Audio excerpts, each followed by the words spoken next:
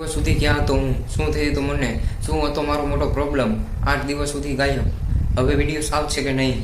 તો મિત્રો, તમારા બધા પ્રશ્નનો જવાબ તમારે આગળ વિડીયો જોવો પડશે, ત્યારે તમને ખબર પડશે, કેમ કે કમબેક થઈ ગયો છે.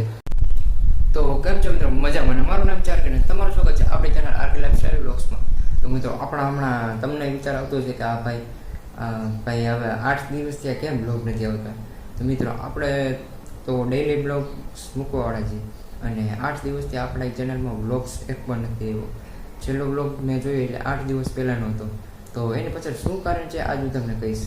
એની પાછળ તો મૂકી દો, કેમ કે ભાઈ એટલું હેરાન થયું છું ને હું આ 8 દિવસમાં છેલ્લા. કેમ કે મારો ચેલેન્જ છે કે મનમાં મેં ઠાની રાખ્યું છે કે દરરોજ મારે એક બ્લોગ તો મૂકી જ દેવાનો, દરરોજ બ્લોગ એક મૂકી જ દેવાનો. તો મિત્રો, આ બ્લોગ્સમાં મારે 8 દિવસમાં હું 8 દિવસ માટે તો હું આવું ગાયબ જ થઈ ગયો હતો.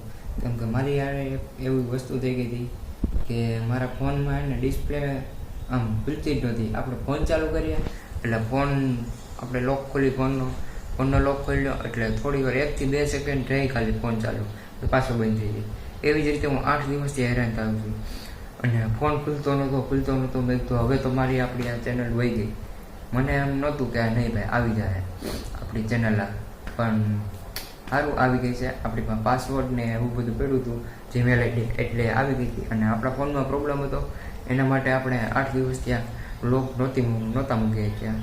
એટલે મિત્રો, 8 દિવસ ત્યાં મને બહુ હેરાન થયું, કેમ કે મારે ડેઈલી બ્લોગ મૂકવાનું ચેલેન્જ છે આખું એક મારું. આમ સપોર્ટ આમ કરવાનું ને એવું બધું ચેલેન્જ છે મારું. એટલે એટલું મને દુઃખ છે, એટલા 8 દિવસ થયા એવું દુઃખ થયું એને કે ભાઈ તમને ના કહી શકું એમ. કેમેરામાં તો હું ના જ કહી શકું, કેમ કે 8 દિવસ મારા માટે એને આમ 8 મહિના જેવું થઈ ગયું. દરરોજ મારે એમ બ્લોગ તો મૂકવા જોઈએ જ. અને મિત્રો, ફોન પણ હમણાં બંધ થઈ ગયો, તો 8 દિવસ ફોન વગર પણ રહેવું પડ્યું. એમાં થોડોક વાંધો આવી ગયો, એટલે થાય રાખે. પછી ફોન એવું કર્યું, ફોન દેખાડ્યો 2-3 ઠેકાણે, 2-3 દુકાને દેખાડ્યો. એટલે એ કે ડિસ્પ્લેનો વાંધો છે.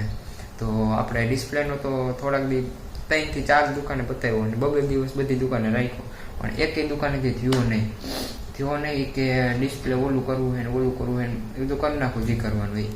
તો એ કરીને તો એ કે આની માપનું આ ડિસ્પ્લે નથી મળતી, ઓલું નથી મળતું, બધાએ નોખા બનાવી દે.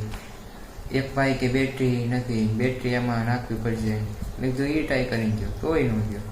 પછી એવું થયું, પછી આ ફોન થયો કાલે એક દુકાને ગયા ને અમે, તો એ કે હવે આમાંથી એમ તો કાંઈ નહીં થાય, તમારે રિફ્રેશ મારી જવું પડશે.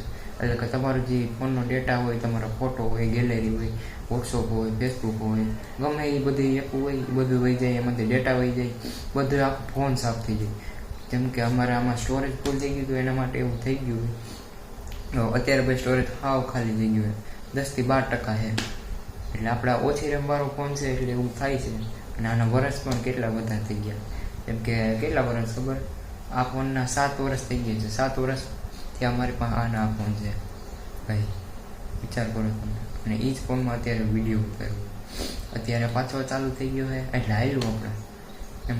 હવેથી ભાઈ મિત્રો, ડેઈલી બ્લોગ્સ આપણા ચેનલમાં આવતા રહે. તો મિત્રો, વિડીયોને લાઈક કરો, ચેનલને સબસ્ક્રાઈબ કરો, અને જોતા રહ્યો આવા જ આપણા નવા બ્લોગ્સ. તો કાંઈ વાંધો નહીં મિત્રો, આપણે હવે આ 8 દિવસ આપણા ફોનમાં આપણે જે થયું એ કાંઈ વાંધો નહીં, એને તો આપણે કાંઈ ના કહેવાય. કેમ કે હવે આ ફોન છે, કંઈ બીજું તો કંઈ છે નહીં મિત્રો. ફોન છે, ફોનમાં થઈ રાખે આવું, પણ કાંઈ વાંધો નહીં. હવેથી તો દરરોજ વ્લોગ્સ આવી જ જાય. તો મિત્રો, વિડીયો ગમે હોય તો વિડીયોને લાઈક કરો, ચેનલને સબસ્ક્રાઈબ કરો, અને મળીએ આપણે આવા જ નવા વિડીયોમાં. Tata bye bye, C you.